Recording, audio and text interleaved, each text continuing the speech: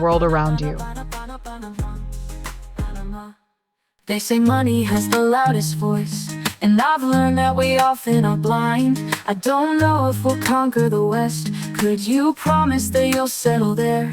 Isn't living a matter of point of view? Are those waves in the west of Peru? Do you swim until your head gets wet? The wet will win, but I would have his head. Sing along, sing Guantanamera, sing que me lleven a Panama, Panama. Sing Guantanamera, sing que me lleven a Panama, Panama, Panama, Panama, Panama, Panama, Panama, Panama.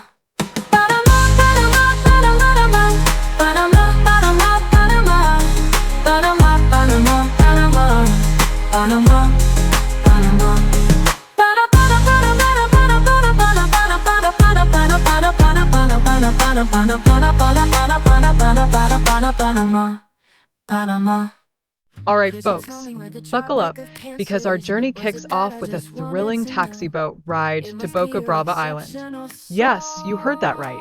Who needs a boring old car when you can splash about on a boat? It's not just transportation, it's a floating adventure that sets the stage for all the fun to come. Now, before we hop on that boat, we have to stop by Boca Chica first. Think of it as the launch pad for our island escapade. This port is like the airport of the sea, minus the security lines and those uncomfortable chairs. Just remember, every journey has its pit stops, and this one's crucial to reach our tropical paradise. As we cruise along, excitement fills the air. Can you feel it? The stunning scenery whizzes by like an Instagram filter gone haywire. From glistening waves to lush greenery, it's a visual feast that makes you want to shout, "Hooray for nature!" Trust me, this trip is like a roller coaster, but with fewer screams and more smiles. And speaking of adventure, keep your ears open for the howler monkeys. Yes, they're like the soundtrack of the jungle, swinging from trees and adding some serious fun to our exploration. A little monkey business never hurt anyone, right? Just try not to challenge them to a howling contest. I hear they take it pretty seriously. Now, navigating this wild terrain can feel like a reality show challenge. Who knew you needed a PhD in bushwhacking? But fear not, every twist and turn teaches you a thing or two about flexibility and how to avoid stepping in the wrong place. It's all part of the adventure, and believe me, it's never dull in the great outdoors. But let's talk about packing. It turns out, less is more on this journey. The trick is to pack like you're going on a treasure hunt. Only grab the essentials and leave the rest at home. After all, it's not about what you carry. It's about the experiences you collect, like those quirky souvenirs you didn't know you needed. Once we land on the island, the peace hits you like a gentle hug from a cloud. With hardly any visitors around, it's like having your own private slice of paradise. You can almost hear nature whispering sweet nothings. Trust me, it's the perfect backdrop for family bonding or a romantic getaway. Minus the kids bickering, of course. Now let's chat about where we'll be resting our heads. The accommodations are quaint, with limited cabins that offer only the essentials. Yes, you might have to share a bathroom, but hey, think of it as a bonding experience. Plus, the stunning ocean view from your room is guaranteed to make you feel like royalty. Minus the throne, of course. The rustic wooden finish of the cabin adds a pinch of charm. It's cozy and intimate, perfect for snuggling up after a long day of adventure. You'll feel like you're living in a postcard, except this one doesn't require a stamp. Just don't forget to bring snacks. Nothing spoils romance like a rumbling stomach. Now, about that cozy bathroom. It's small but mighty and has everything you need to freshen up before hitting the beach. Think of it as an intimate spa, just a tad less luxurious and a bit more rustic. But hey, it's all part of the package, right? Nothing like a good old shower before you dive into the crystal clear waves. The thrill is real as our group ventures down the jungle path to Christina Beach.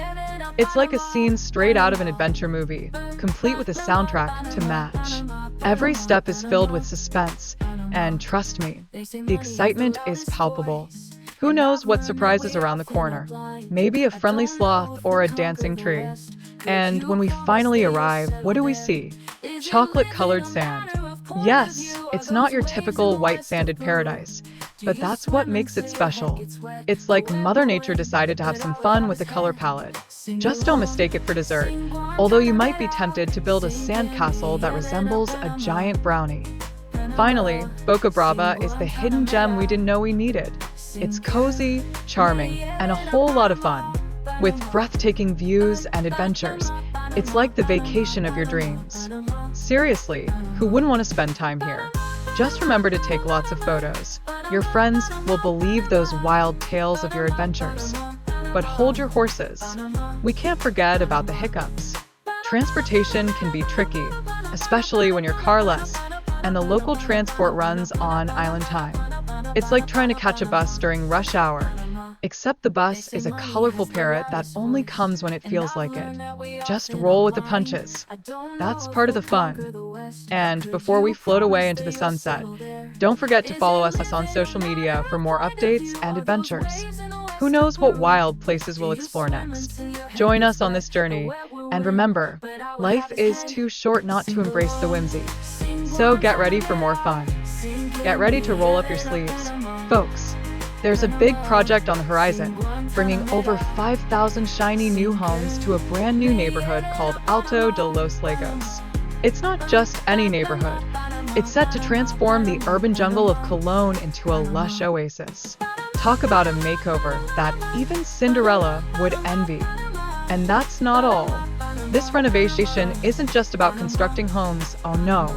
They're also giving the historic center a much-needed facelift. Imagine restoring cultural treasures and artistic gems so tourists can flock to them like moths to a flame. With improved urban infrastructure, Cologne will soon be the talk of the town, and not just for its delicious empanadas. Under the watchful gaze of the Ministry of Housing, efforts are on the way to breathe new life into abandoned sites and historic buildings that scream national interest. They are preserving Cologne's architectural legacy, like a treasured family recipe passed down through generations. After all, we can't let our historic buildings go the way of last week's leftovers. Let's take a moment to remember President Varela's initial promise to rescue the old town from neglect. But hold on to your hats, because the ongoing decline is a stark reminder that restoring historical sites is like convincing a cat to take a bath. It's not easy. The challenges are real, but so is the determination. Now, here's something interesting. A documentary film has sprung up, using a traffic light system to evaluate historical monuments over 5 years.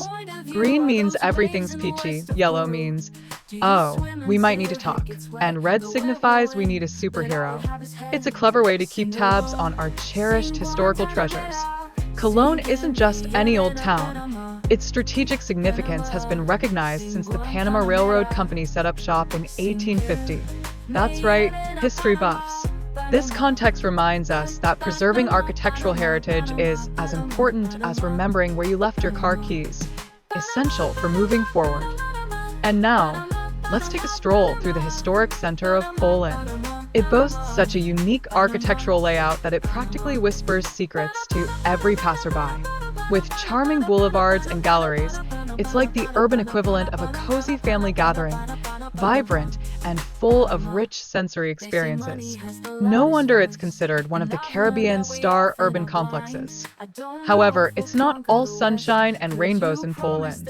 Despite its commercial allure, the area faces some pretty serious social issues like poverty and environmental deterioration.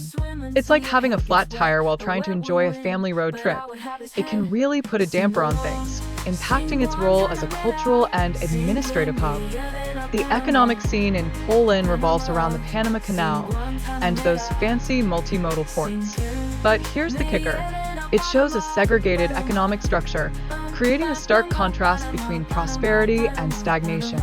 It's like seeing one sibling thriving in school while the other is still figuring out where to plug in the video game console. But fear not. Economic diversification is the hero we didn't know we needed. By shaking things up and reducing dependency on limited sectors, we can create a robust job market. It's all about boosting that resilient spirit, like a family tackling a challenging puzzle together. Let's not forget the cheerleading squad for social justice. Principles of equity in urban planning are essential to ensure everyone has access to resources and opportunities. It's about